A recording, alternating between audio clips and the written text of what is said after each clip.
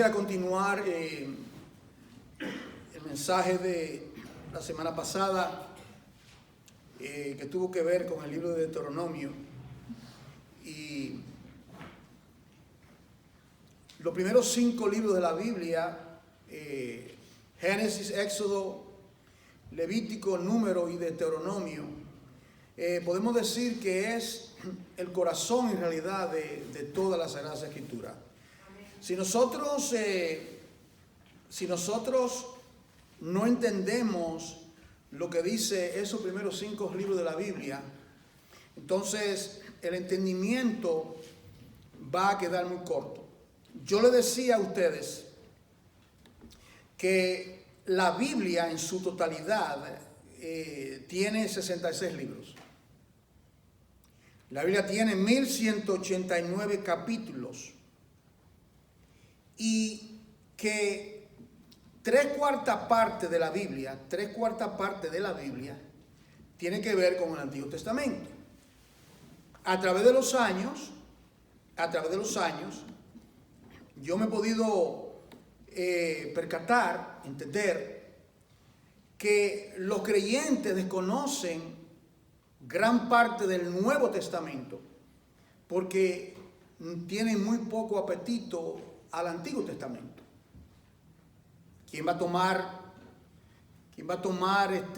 un mes para estudiar Levítico? Si le hago algunas preguntas del libro de Levítico, tranquilo, no la voy a hacer. Yo dudaría que podían contestar algunas de ellas, y la razón es que no hay interés. Y el apóstol Pablo dice que todas las escrituras, ustedes han leído ese texto, ¿verdad? Dice que todas las escrituras son divinamente inspiradas y que útil. Y cuando Pablo dijo eso, el Nuevo Testamento no existía. El Nuevo Testamento no existía, solamente existía el Antiguo Testamento. Cuando vamos a comenzar con Juan el Bautista, cuando comenzó a predicar y a presentar el Mesías, él aludía al Antiguo Testamento. Cuando Cristo luego comienza a predicar y él iba a la sinagoga, ¿qué libro fue que le entregaron a Jesús en la sinagoga? Le entregaron el libro de Isaías, el pergamino del libro de Isaías. Cuando Jesús predicaba, cuando Jesús enseñaba, él aludía a todo el Antiguo Testamento. Cuando nosotros leemos el Nuevo Testamento, para el que no lo saben, la mitad del Nuevo Testamento son citas del Antiguo Testamento. Entonces, ¿cuál es la conclusión, verdad? Que 3/4 parte de la Biblia, 3/4 parte, viene siendo el Antiguo Testamento. Entonces sería errado y sería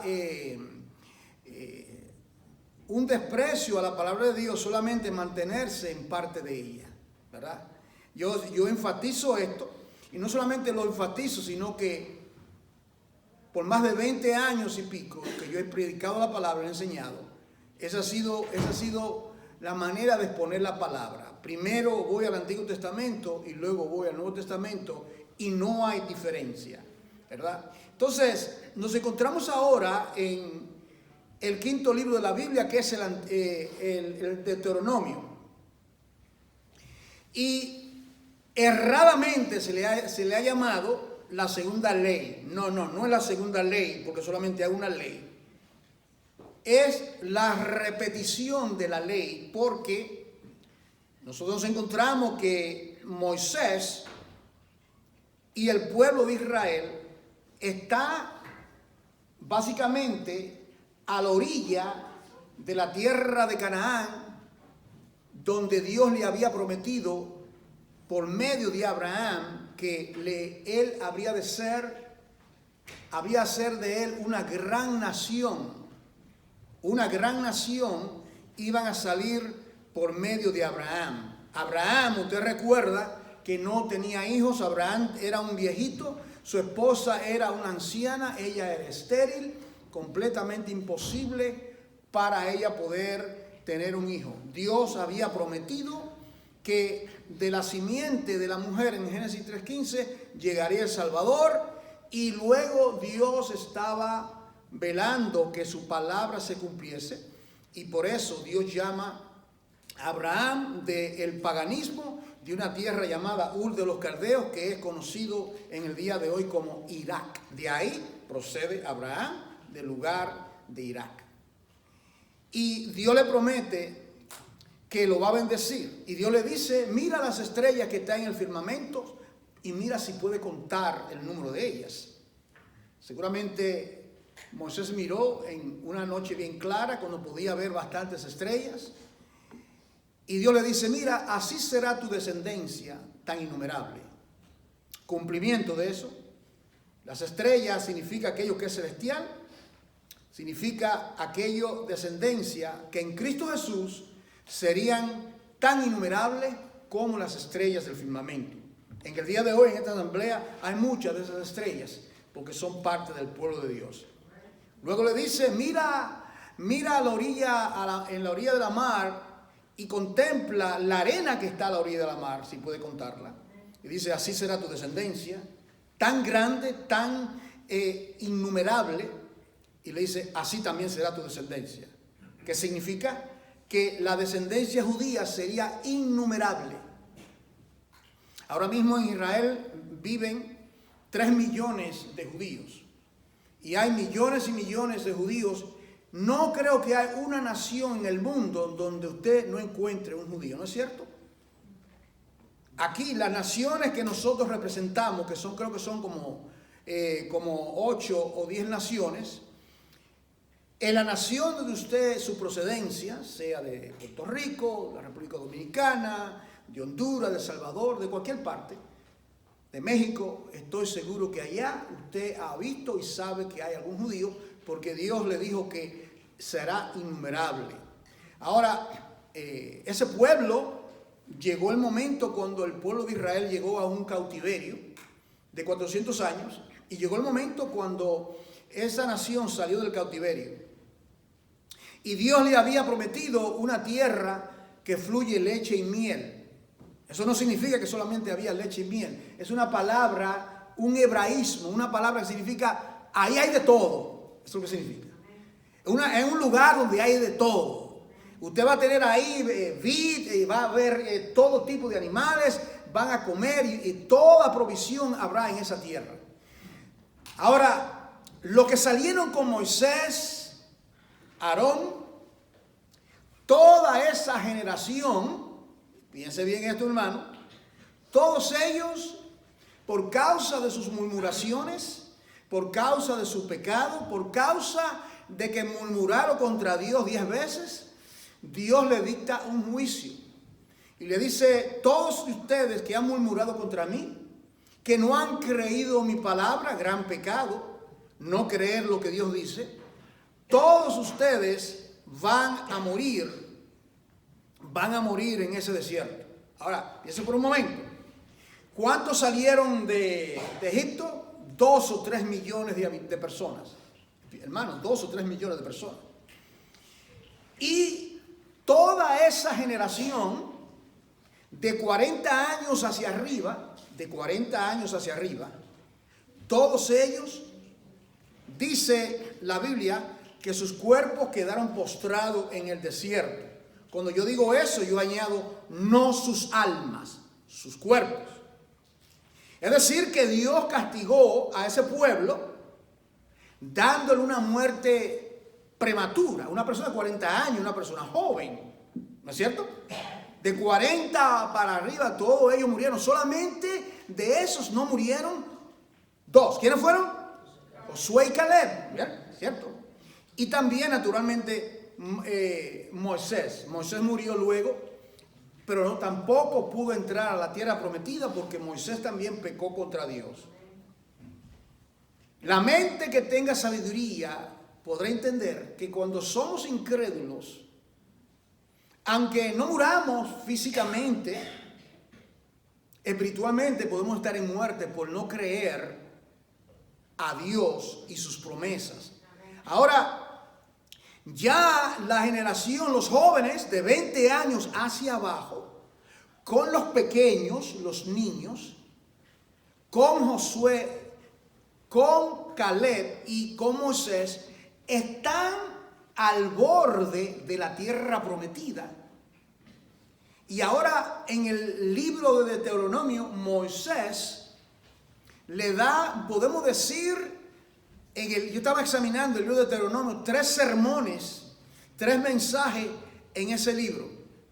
Es como un mensaje de despedida, es darle instrucción. Entonces lo que Moisés hace en el libro de Deuteronomio es que él vuelve y repite todo lo que le había dicho a aquellos que habían muerto, porque ahora había una multitud innumerable de 20 años hacia abajo que no habían escuchado lo que le había dicho Moisés a la primera generación. ¿Cuántos me están entendiendo?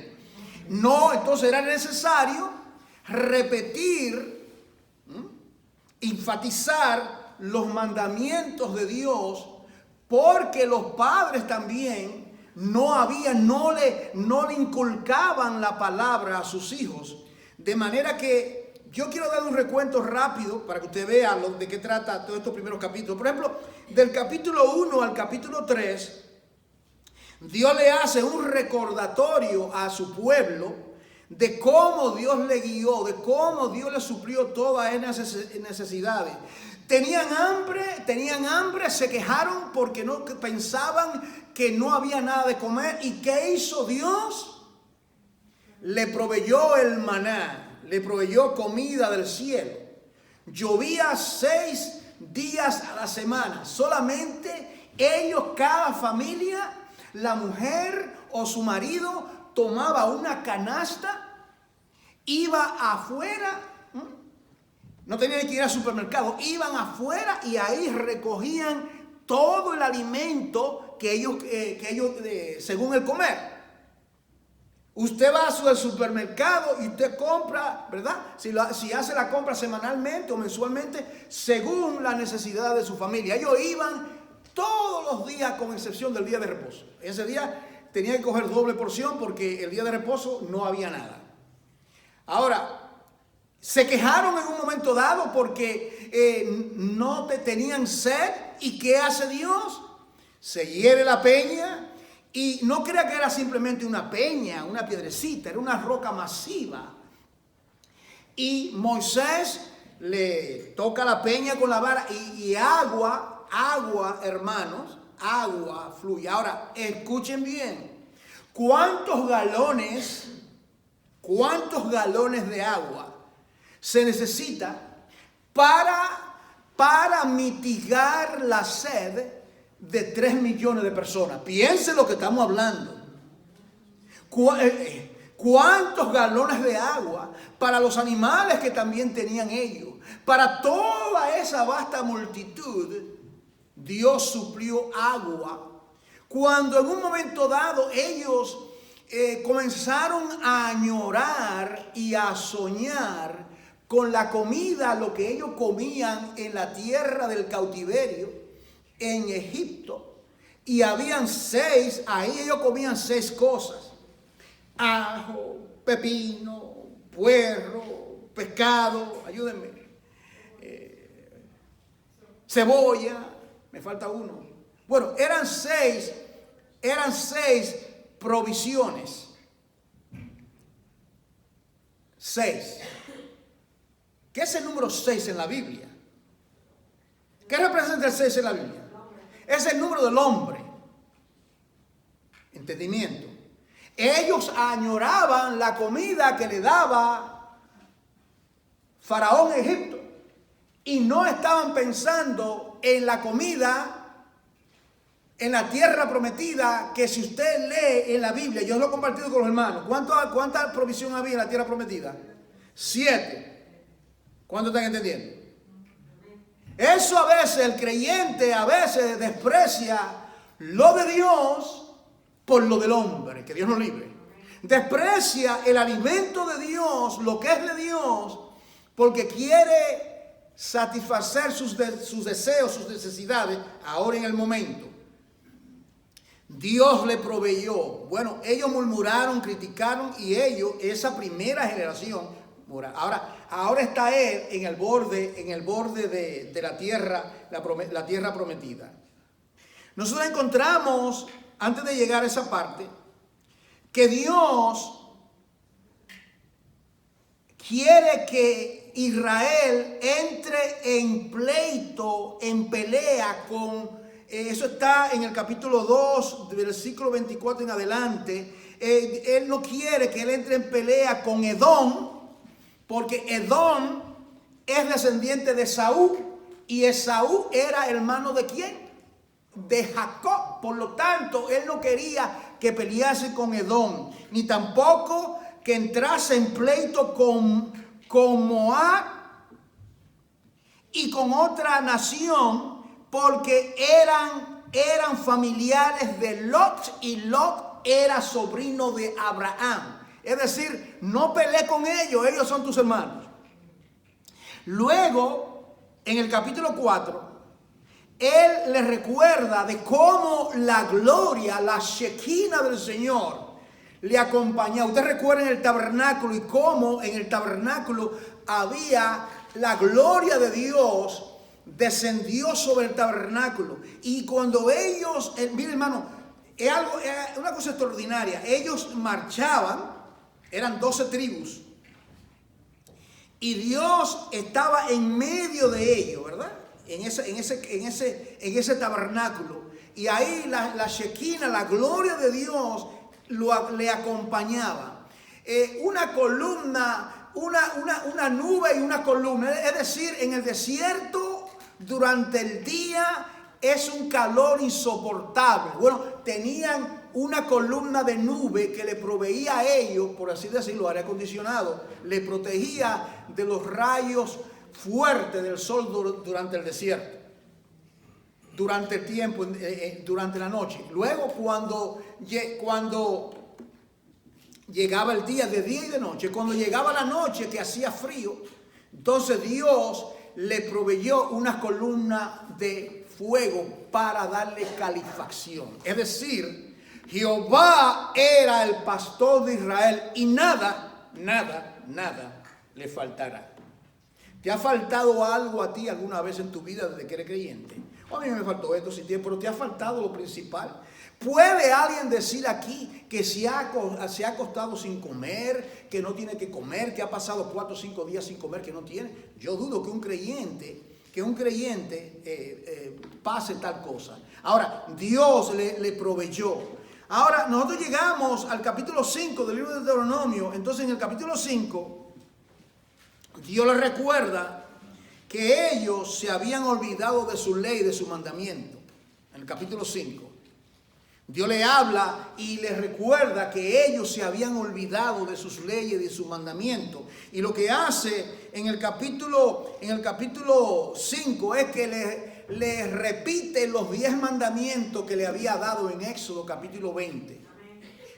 Les repite de nuevo, porque era necesario repetirle a la nueva generación, los de 20 años hacia abajo. Recuerden, los de 20 años hacia abajo no habían oído ni habían tomado las tablas de la ley que Moisés recibió de parte de Dios, con el mismo dedo de Dios, los 10 mandamientos, que 4 mandamientos tienen que ver con Dios y los 6 otros mandamientos tienen que ver con el prójimo, las dos tablas de la ley. Entonces, ¿por qué se necesitan los mandamientos? ¿Por qué se necesita la ley? ¿Por qué se necesita la ley de Dios? Porque el hombre es rebelde. El hombre, mira hermano, aún nosotros los hombres, y eso es de parte de Dios, establecemos leyes. Todas las naciones tienen leyes, ¿no es cierto? Cuando no hay ley, eso se llama una anarquía. Entonces, nosotros, por ejemplo, usted está conduciendo su automóvil y usted tiene mucha prisa porque usted quiere llegar al lugar, pero hay algo que está suspendido, que tiene una luz roja, verde y amarilla, que es una ley que dice que cuando está en rojo usted tiene que pararse, que cuando está en verde usted puede proceder. Y cuando está cambiando a amarillo, usted tiene que comenzar a reducir la velocidad. Pero usted dice, yo tengo demasiada prisa y me voy. Entonces usted viene y impacta a una persona y le puede causar la muerte a una persona. O si se pasa, un policía puede sancionarlo con una multa muy merecida por violar la ley. Bueno, Dios es el que da las leyes. Y el creyente debe entender que Dios ha establecido leyes. Y todavía esas leyes, Dios las tiene en vigencia. Bueno, Dios les da los 10 mandamientos. Ahora nosotros llegamos al capítulo 6. Pase conmigo la Biblia. Es bueno que usted tenga su Biblia abierta, hermano. Debe tener la Biblia a mano. El capítulo 6 del libro de Deuteronomio. Y aquí en el capítulo 6 del libro de Deuteronomio, Dios le dice lo siguiente. Dice: estos pues son los mandamientos, estatutos y decretos que Jehová vuestro Dios mandó que os enseñase. Mandó que os enseñase. Las leyes de los pueblos no son sugerencias. El semáforo no es una sugerencia, es una ley, ¿cierto? Pagar nuestros impuestos aquí al fin del año no nos gusta. ¿Verdad que no? No nos gusta, es una ley, hay que pagar esos impuestos. No es una sugerencia, ¿verdad?, del Departamento de Rentas Internas, el IRS. Son leyes. ¿No te gusta? Busca otro país para vivir, pero aquí hay que pagar impuestos. Y hay que dar a César lo que es de César y a Dios lo que es de Dios. Entonces, Dios tiene leyes, estatutos, mandamientos y decretos. Y él dice entonces, ¿para qué es que Dios da? Aquí viene, da las razones. La palabra para en la Biblia es propósito, finalidad. Dice, ¿para qué es que yo te he dado estos mandamientos? ¿Para qué es que yo te doy estos estatutos? Versículo 2 dice, para que los pongáis por obra en la tierra a la cual pasáis vosotros para tomarla. En otras palabras, ustedes van a entrar a una nación pagana. Ustedes van a entrar a una nación donde hay 7 naciones malvadas: el cananeo, el fereceo, el eteo. Alguien dijo todo lo feo. Bueno, toda esa gente están ahí. Y la razón por la cual esas naciones tenían que ser exterminadas era porque ellos eran idólatras, porque ellos pasaban a sus hijos por fuego, porque eran blasfemos y yo quiero que usted entienda, esas naciones no le hicieron absolutamente nada a Israel. Israel no le hizo absolutamente nada a esa nación. La guerra era de Dios. Dios era que estaba peleando con esas naciones. Es bueno que usted entienda esto. Era Dios, es lo que se llama una guerra santa, donde Dios era que estaba dictando sentencia, usando al pueblo de Israel para ejecutar su sentencia. ¿Me está entendiendo? Dios usaba a Israel para sacar. Dios podía exterminar a esa gente, hermano. Dios podía exterminar a esa gente muy fácil, pero no. Dios usó a su pueblo para administrar su justicia. Y ellos, esa tierra iba a ser completamente despojada de esos moradores. Y le dice, ahora yo te doy a ti, tú vas a entrar en una nación, una tierra idólatra, una nación politeísta. Poli significa muchos, ista, dioses, una nación que adora muchos dioses, politeísta, adoradores de muchos dioses. Pero tú, Israel, lo vamos a ver, era una nación que, a diferencia de todas las naciones del mundo, es una nación que solamente tiene un solo Dios y se llama Jehová Elohim, el nombre Yahweh, el nombre que podamos entender. Tú eres diferente, tú eres distinto. Oído, solamente hay un Dios, los que están aquí, solamente hay un Dios. Y ese Dios no es el mismo Dios de los musulmanes. Cuidado que alguien piense que el Alá de los musulmanes, por favor, no me lo compare, porque ese Dios para mí no existe, no hay manera que lo describan.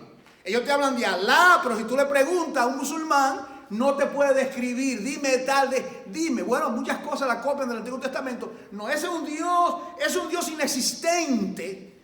Es un Dios inexistente, porque no tienen de dónde viene ese Dios. Ese no es el mismo Dios de la Biblia. Aunque algunos erróneamente, no es el mismo Dios. No, no es el mismo Dios. No compare gasolina con golosinas. Golosina se come, la gasolina te envenena si te la comes.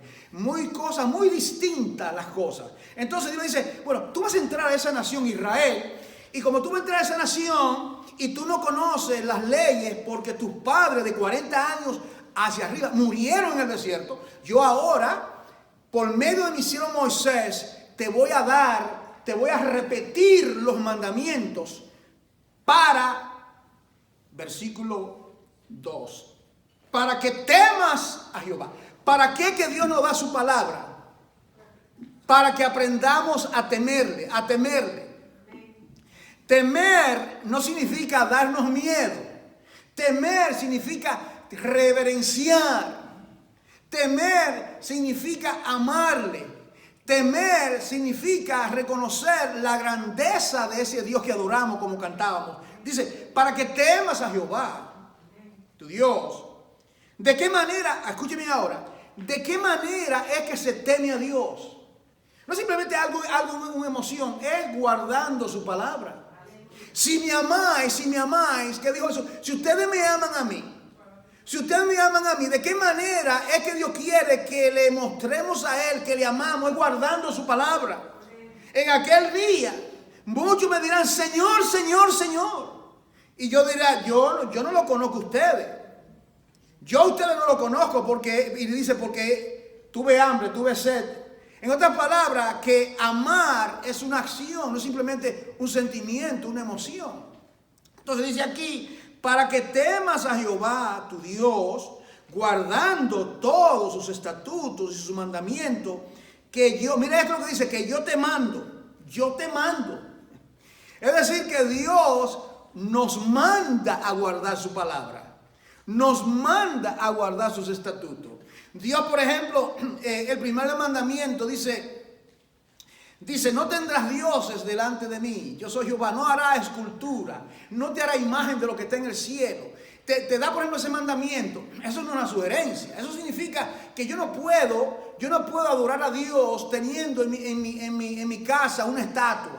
O teniendo una virgencita, o teniendo un retratito de algo, porque Dios es demasiado grande. Primeramente, Dios es espíritu, Dios es invisible, así que tú no puedes ponerlo a Él de yeso, de madera, de plomo, de hierro, porque es imposible. Además de eso, peca contra Dios porque está mal representado.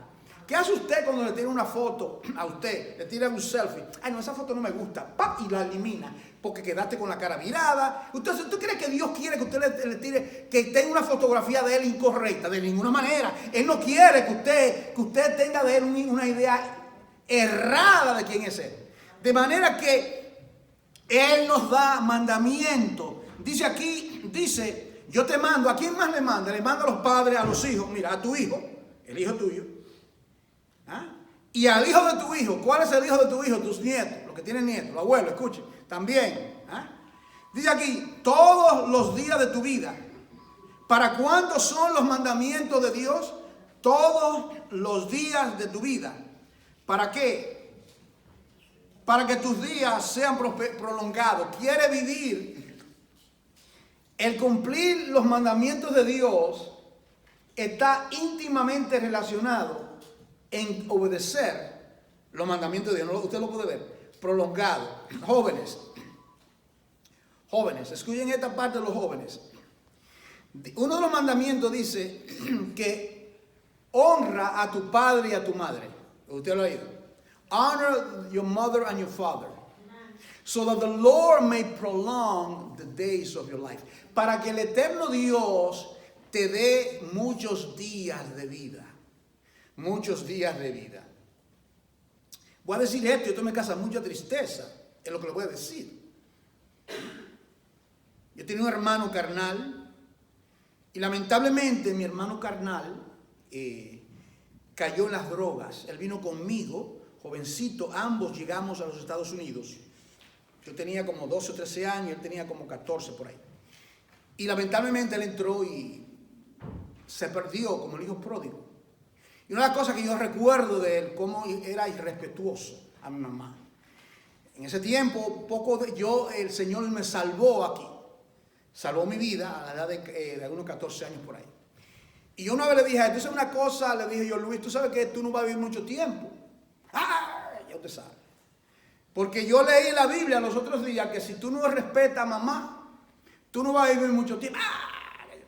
Yo voy a vivir más que tú. Tristemente, ¿usted cree que una persona morir a los 44 años de edad? Un hombre de 44 años es joven, ¿no es cierto? A esa edad murió él. Gracias a Dios que Dios lo salvó. Le predicamos el evangelio y Dios lo salvó 6 meses antes de morir. Ya tiene más de 20 años que murió. Esto no es sugerencia, joven. Si uno no obedece a los padres, a veces usted se ha preguntado por qué algunas personas mueren. Es que eso para todos, estos mandamientos es para la humanidad. Y Dios dice que si tú no honras a tu mamá y a tu papá, los días van a ser cortados. Los días van a ser cortados. Entonces hay que ser sabio y honrar a Dios y honrar a mamá y papá. ¿Verdad que sí, hermano? Debemos honrarlo. Ahora, dice aquí, versículo, para que tú digas, ahora viene el versículo 3, que es uno que viene siendo el fundamento de toda la palabra de Dios, partiendo del pueblo de Israel. Esta palabra oye o escucha, que lo leyó este jovencito en Marcos 12, del 28 al 34. Él le dice, pero yo quiero que entiendan, por favor. Cuando aquí esta palabra oye, los judíos le llaman la Shema, que significa no solamente que tú escuches, oír. Como conté, usted pone un CD o pone algo y tú dices, voy a oír música. Pero usted simplemente la está escuchando, pero usted no hace nada de lo que dice esa música. Usted simplemente está escuchando eso. Cuando aquí se usa la palabra oye, es oye y obedece. Es oye, pero que va a oír para obedecer. No solamente para oír. Usted sabe, nosotros los padres a nuestros hijos, cuántas veces nosotros le hablamos y le decimos, pero cuántas veces te he dicho que baje esa basura. ¿Cuántos se acuerdan? ¿Cuántas veces te he dicho que haga esto? Y ellos oyen, pero no escuchan. Bien. Oír en este texto, porque esto está en el Antiguo Testamento y está en el Nuevo Testamento, porque Jesús lo dijo en los 4 evangelios. Él le dice a Israel, recuerden, Moisés está en ese monte, está toda esa multitud de 20 años hacia abajo con todos sus niños. Ellos están mirando desde el lugar donde ellos se encuentran, ellos están contemplando la tierra donde algunos días ellos van a entrar. Ahora, antes de entrar a esa tierra, Dios le habla por medio de su siervo Moisés y le da 3 sermones en el libro de Deuteronomio y les recuerda, les recuenta los mandamientos y le dice, oye pues, oh Israel, y cuida de ponerlo por obras. En otras palabras, tú estás oyendo, pero lo oyes, pero tú tienes que practicar lo que estás escuchando. Tú tienes que no solamente oír, sino ponerlo por obra,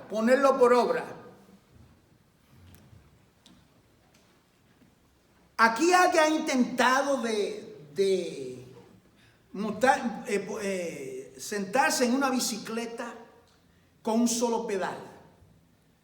¿Cree que puede llegar a algún lugar en una bicicleta que solamente tiene un solo pedal? No, usted necesita 2 pedales, ¿verdad? Yo hace años que no, pero una vez que usted aprenda, yo estoy seguro que si ahora con una bicicleta, yo arranco por ahí, en la bicicleta.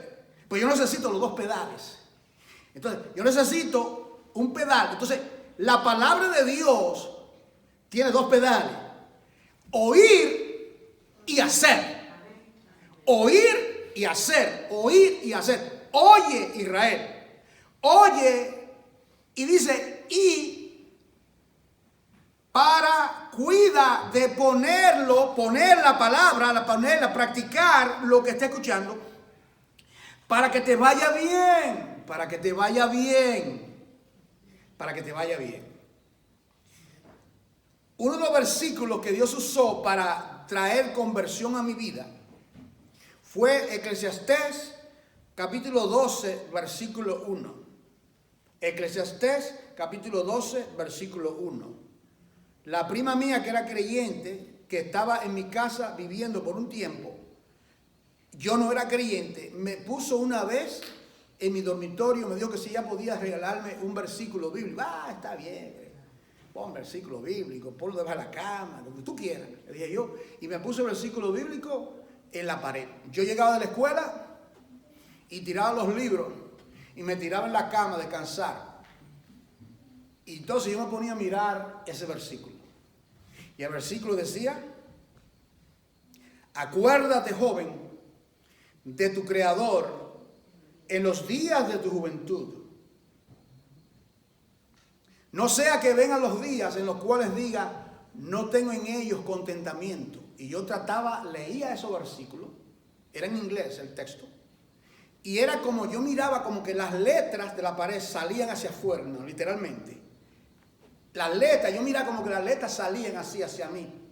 Y yo trataba de decir, acuérdate, significa que yo me estoy olvidando. Y de alguna manera la palabra iba penetrando.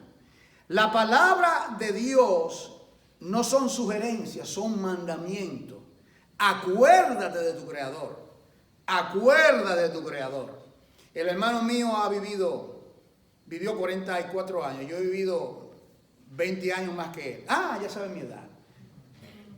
Más que eso todavía.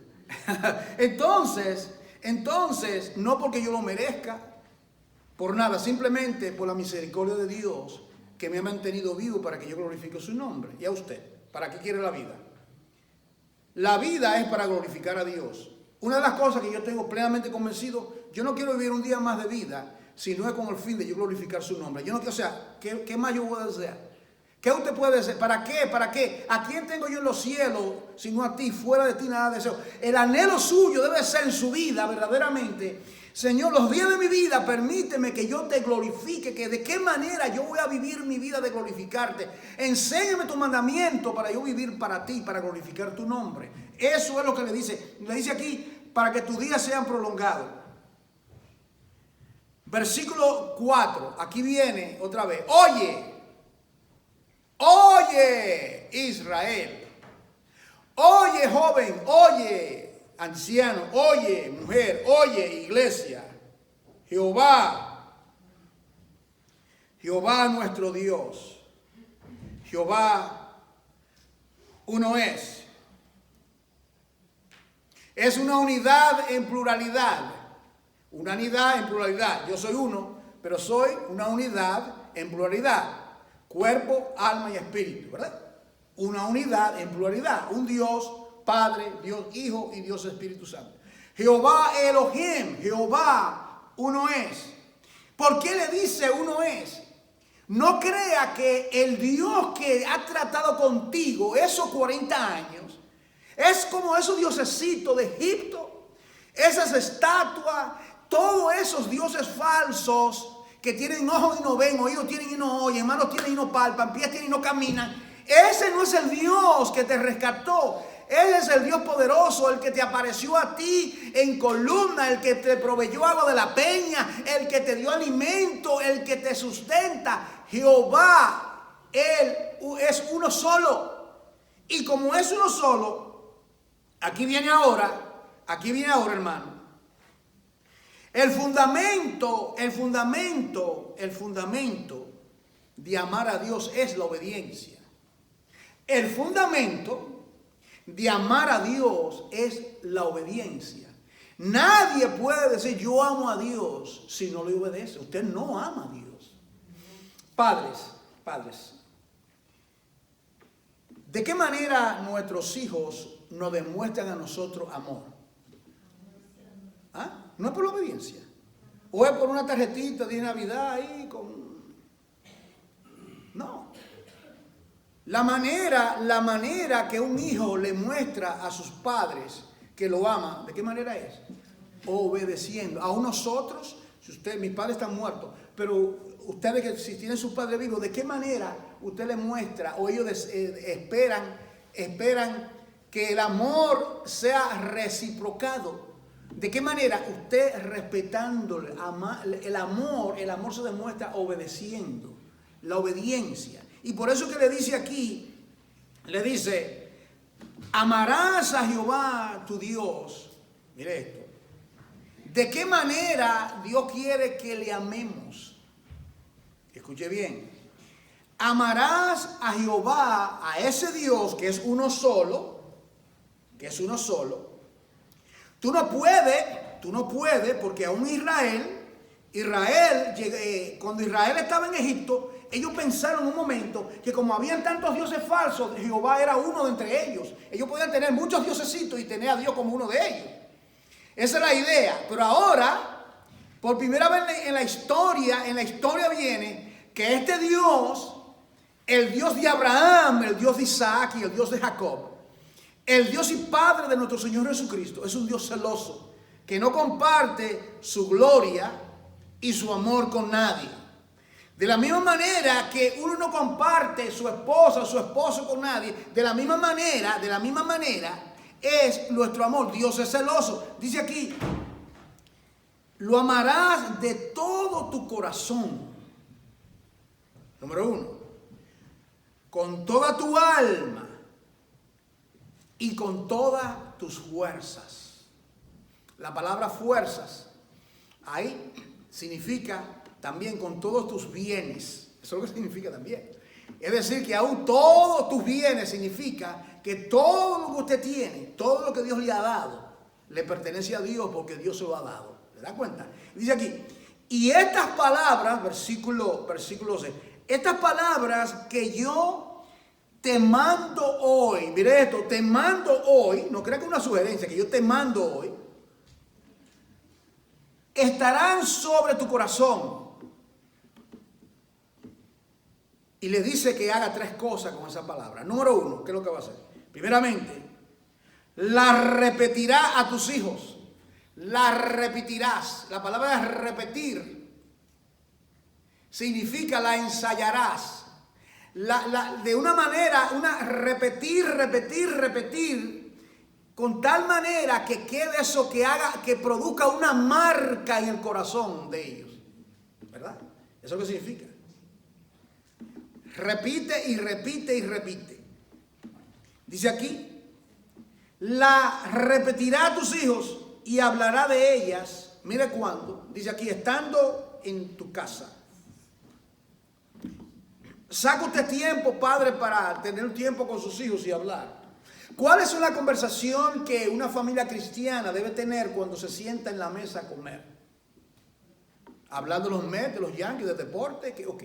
Ahí es una buena oportunidad en la mesa. Aunque usted viva solo, con su hijo, solo. Usted vive con alguien, sea quien sea. Tomar ese tiempo para abrir la palabra de Dios. Yo tengo una Biblia encima de mi mesa en casa. La saco. En inglés o a veces en español. Y me gusta leer una porción de la palabra. Y compartir con mi esposa, compartir algún versículo bíblico. Como siempre estoy estudiando, comparto con ella, o ella comparte conmigo. Repetirá la palabra, hablar de ella, de tus hijos. ¿Cuándo? Cuando estás en tu casa. ¿Y cuándo más? Bueno, cuando anda por el camino. Tú vas caminando con el niño, lo vas a llevar a la escuela, vas de un lugar a otro. Y es una manera de ver en tu entorno. Cuando usted sale con su hijo, usted ve algo que le recuerda algo y definitivamente si usted sale, algo que usted ve. Y yo le dije a las hijas mías, mira esa paloma. Esa paloma nunca han trabajado. No reciben cheque porque no trabajan. Ellas se levantan por la mañana y ellas no tienen que preocuparse por la comida. ¿Por qué? Porque dice la Biblia que el Padre que está en los cielos se encarga de alimentarla. Y así Dios se encarga de alimentarla. Ahora, a mí no me viene del cielo o yo lo recojo en la calle como una paloma. Yo tuve que trabajar 37 años de mi vida o más para poder tener un poco de recursos para vivir hoy. ¿Usted está entendiendo lo que estoy hablando? Uno tiene que trabajar porque las cosas no son así, pero repetirás en el camino, lección en cada momento, en cada situación. Hay que traer al Señor a nuestras conversaciones cotidianas, ese es el punto.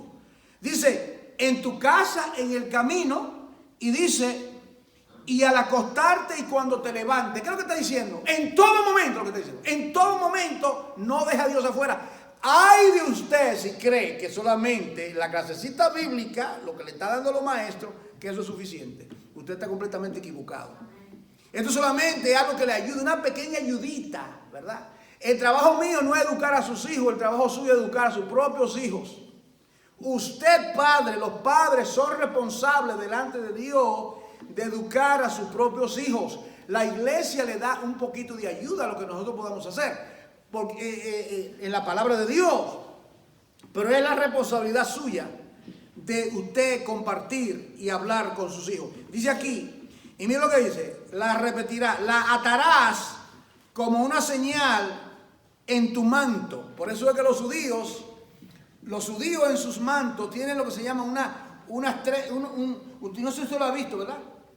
Y ahí ellos tienen versículos escritos, versículos bíblicos. Ahora, yo no voy a criticar esto, pero lo que le está diciendo es como un recordatorio de la palabra de Dios. ¿Me está entendiendo? Ellos tienen esta filantería, estas 4 trencitas que usted lo ve, ¿verdad? Como si fueran unos hilos. Y ellos, un ejemplo, el judío entra a un lugar, para darle un ejemplo, eso está escrito, esos versículos vienen de acá, de la Torá, vienen de acá, de este libro. Y él, por un momento dado, algo acontece y él va a querer pecar contra Dios, pero de repente mira esto y se acuerda que eso está ahí para que se recuerde que él es pueblo de Dios y que es un pueblo diferente, que es distinto. Nosotros, la iglesia, somos diferentes, tenemos que vivir diferente, tenemos que proceder de una manera distinta, en la escuela, en la casa, en cualquier lugar donde nosotros nos encontremos. Dice aquí, y las atará como una señal en tu manto y estarán como frontales ante tus ojos. Yo no sé si usted ha visto, yo creo que, no sé si eso es algo extremo, yo creo que sí, pero algunos judíos súper ortodoxos, usted lo ve que tienen hasta una cajita y se la amarran, yo no sé si usted lo ha visto, se amarran acá y tienen ahí una cajita y ahí ellos tienen estos versículos de que yo estoy leyendo dentro de esa cajita. Yo no voy a criticar, yo no soy judío, yo creo que es más que eso, era que esté constantemente consciente de los mandamientos de Dios. Dice aquí, y las escribirás, versículo 9, en los postes de la casa y en tus puertas. Vas a escribirla. La vas a escribir mi palabra. Es decir, que mira lo que está diciendo, en todo aspecto, por la mañana, en la tarde, en la noche, cuando te levantas, cuando caminas, en todo momento, cuando te viste tu ropa, va a tener el recordatorio, estarán en los dinteles. El punto es que la palabra de Dios, esta palabra completa, debe de tener la preeminencia, no solamente aquí los domingos, la preeminencia en nuestras vidas, en nuestras casas, en nuestro consejo. El consejero principal de su hijo no es un impío en la escuela, o un psicólogo, o un sociólogo. El consejero principal suyo debe ser su esposo y usted a la luz de la palabra. Y si necesita ayuda, para eso estamos nosotros, para ayudarle. ¿Entiende, hermano? Entonces, ese es el asunto. Dice aquí, le dice, cuando Jehová tu Dios te haya introducido la tierra que juró a tu padre. Yo quiero concluir esta parte porque queremos tener un buen tiempo para que compartamos. Yo quiero ir ahora a Marcos, capítulo 12, la porción que acabamos de leer cuando comenzamos la reunión. Marcos, capítulo 12, esa va a ser la segunda parte del mensaje. Vamos a Marcos, capítulo 12, a partir del versículo 28, por favor. Marcos 12.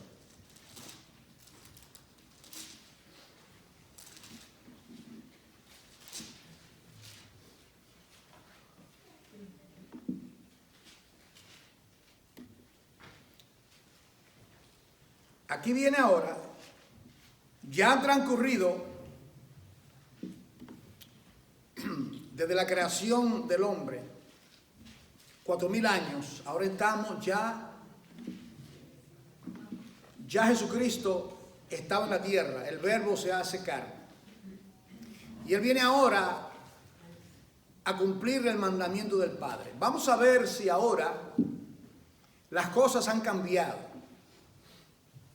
Uno de los errores más grandes, yo lo compartí en la clase hace un tiempo acá, los hermanos, hoy, es pensar que Dios nos va a dar la palabra en el Antiguo Testamento y que todo eso que está en el Antiguo Testamento, eso no tiene nada que ver con nosotros. Es un gran error pensar, eso, yo me mantengo ahora en el Nuevo Testamento porque yo estoy en la gracia. Entonces, como yo soy creyente y yo estoy en la gracia, lo mío en el Nuevo Testamento. Como yo no soy judío, eso, usted está completamente errado, muy equivocado. Porque Dios nos ha dado, yo lo repito y se lo digo, porque yo quiero que eliminar esa ignorancia de la iglesia. Porque eso es algo universal, eso ya tiene 1800 años, donde se cree que todo lo que está aquí, todo lo que está de Mateo hacia la izquierda, como que, ay Dios mío, Levítico, pero ¿para qué eso de Levítico y esto? Y bueno, Levítico comienza con las 5 ofrendas. ¿Qué significa las 5 ofrendas? Cristo, la ofrenda de paz, Cristo. Todo lo que dice ahí es para enseñar a Jesucristo. Entonces, ahora miren lo que dice aquí. Ahora viene aquí y viene un teólogo, que son los escribas, en versículo 28, acercándose uno de los escribas, que los había oído disputar y sabía que le había respondido bien, le pregunta, viene ahora este escriba, un experto, un gran maestro, y había escuchado a Jesucristo, y ahora viene y se acerca a él y le hace la siguiente pregunta. Le dice, ¿cuál es el primer mandamiento de todos? ¿Cuál es el mandamiento número 1? Él sabe, porque es un escriba, él sabía que había los 10 mandamientos en Éxodo 20, los 10 mandamientos. Ese judío sabía que aparte de los 10 mandamientos, habían 613, escogieron bien, 613, que son los decretos, estatutos y ordenanzas, que están en todos esos libros. Es más, en el libro de Deuteronomio, hay 200 de esos mandamientos que aparecen en nosotros. De esos 613, en Deuteronomio hay 200 solamente. Leyes de higiene, animales inmundos, y uno lee todo esto y uno dice, pero ¿qué todo eso? Bueno, sí, ¿sabe lo que? Dios quiere enseñarle a vivir en santidad, a hacer diferencia entre lo que es santo y lo que no es santo. Y esa fue la manera que Dios le enseñó a su pueblo, para que pueda distinguir entre una cosa y la otra. Ese era el fin. Era un fin docente, didáctico, pedagógico, una enseñanza que Dios le dio a ellos. Ahora, viene este erudito, este teólogo, y le dice, ¿cuál es el primer mandamiento? ¿No? De todos. ¿Y qué fue lo que Cristo hizo? ¿Qué fue lo que le citó? Le citó Deuteronomio, ¿se han dado cuenta? Le citó Deuteronomio, capítulo 6, lo que acabamos de leer. ¿Qué fue lo que le dijo?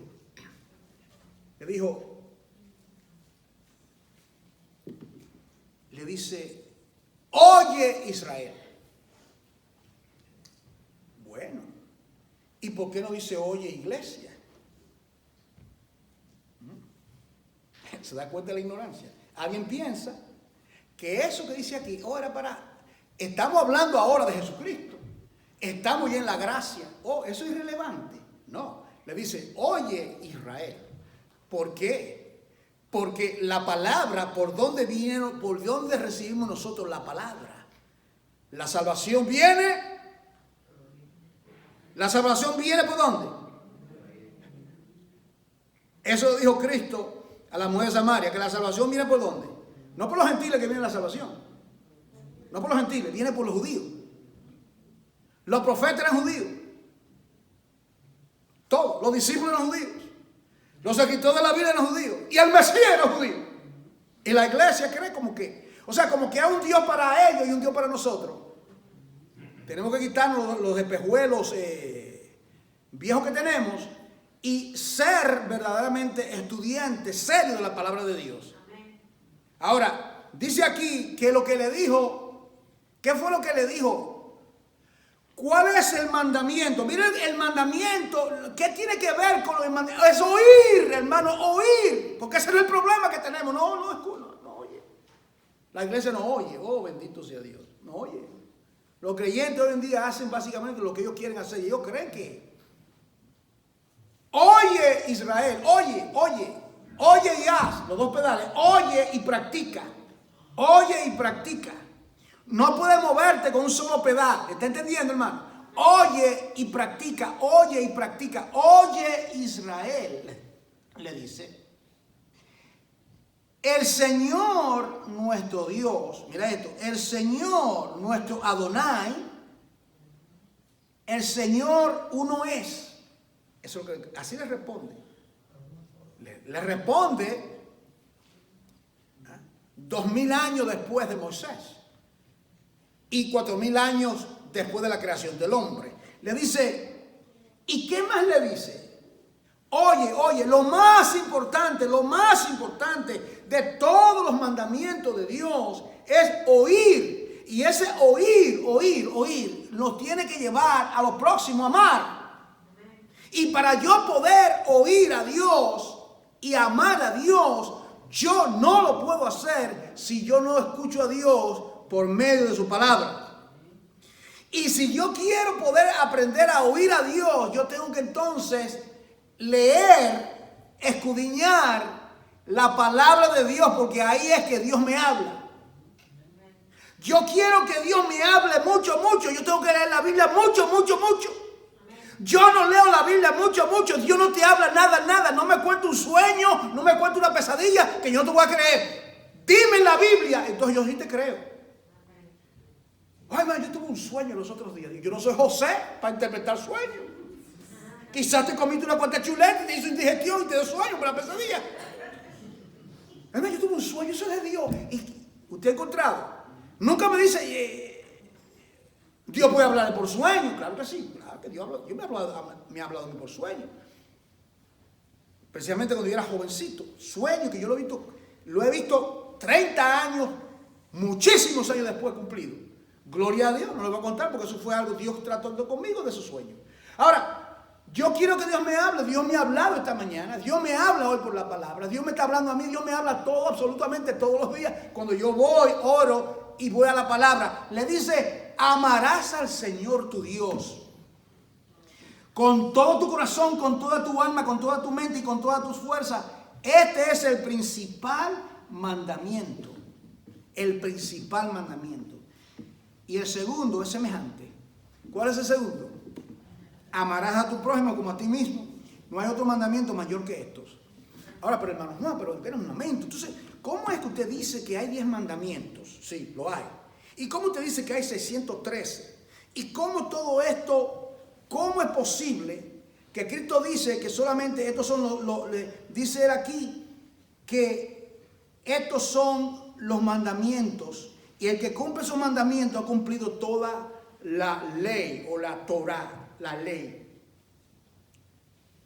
Bueno, si tú amas a Dios, tú no tienes dioses falsos delante de Él. Tú no eres idólatra. Tú no eres idólatra. Tú no tomas su nombre en vano. Tú guardas su palabra. Si tú amas a Dios, tú amas a tu prójimo. Y si tú amas a tu prójimo, tú no codicias la mujer de tu prójimo. Tú no codicias la vaca, el corral, la casa de tu prójimo. Tú no dices falso testimonio de tu prójimo. ¿Está entendiendo? Todos los mandamientos si tú cumples esos 2 mandamientos, tú cumples todos esos y también cumples los 613 que están abajo. Así es la cosa. Así es la cosa. Porque los 613 que están en la parte de abajo se explica cómo es que el israelita iba a practicar los 10 mandamientos que están arriba. ¿Me están entendiendo? Pero si él dice, estos 613, esto es imposible, yo tengo que andar con este rollo encima. No. Si tú amas a Dios y amas a tu prójimo, tú lo vas a cumplir todo. Ahí que está el asunto. ¿Se da cuenta? Entonces dice aquí, en el versículo 32 dice, entonces el escriba le dijo, él se queda sorprendido. La manera que Cristo le responde, ¿de qué manera? Ese dice, entonces el escriba le dijo, bien maestro, verdad se ha dicho que uno es Dios y no hay otro fuera de él. El escriba, le está diciendo, le está dando una palmadita al maestro. Bien has dicho, exactamente, yes, you're right, contestaste bien, you got 100. Pues espérate, le dice, y el escriba dice, y el amarle de todo corazón, con todo el entendimiento, con toda tu fuerza y con toda tu fuerza, y amar al prójimo a uno mismo, es más que todos los holocaustos y sacrificios. Entonces, ¿qué pasa? Jesús entonces, viendo que había respondido sabiamente, mira lo que le dijo, mira lo que Cristo le dijo a este escriba. Escuche bien, hermano, esto es preocupante lo que él le dice. A mí me preocupa esto, escuche bien. Le dice, no está lejos del reino de Dios. Si no está lejos,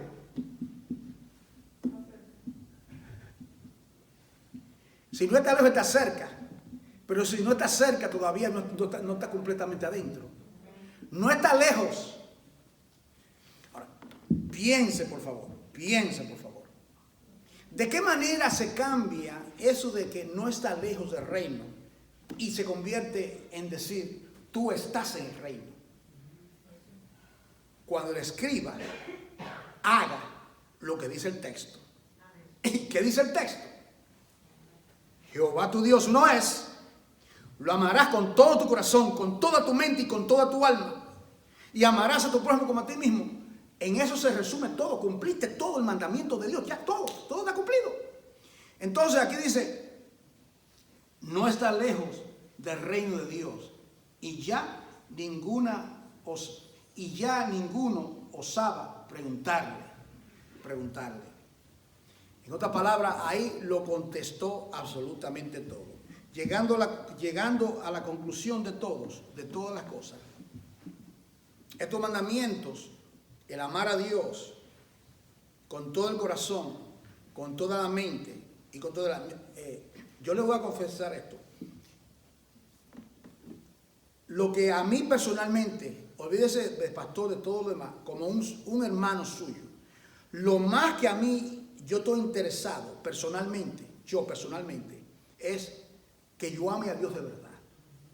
Yo quiero amar a Dios, como dice este texto, con todo el corazón, con toda mi mente y con todo el alma. Yo quiero amarle verdaderamente y amar a la iglesia. Y al que ame a Dios, ame también a su hermano. Vamos a orar. Padre, en el nombre que es sobre todo nombre, queremos darte las gracias por tu infinita misericordia. Gracias, Señor, en esta tarde por tu gloriosa palabra. Gracias, Señor, que tú nos permites, Señor, estar a la mesa para explicar estas lecciones extraordinarias. Te pido, Señor, que tú le escribas en nuestro corazón con cincel de hierro y punta de diamante. Glorifícate en el nombre poderoso de Jesús. Amén.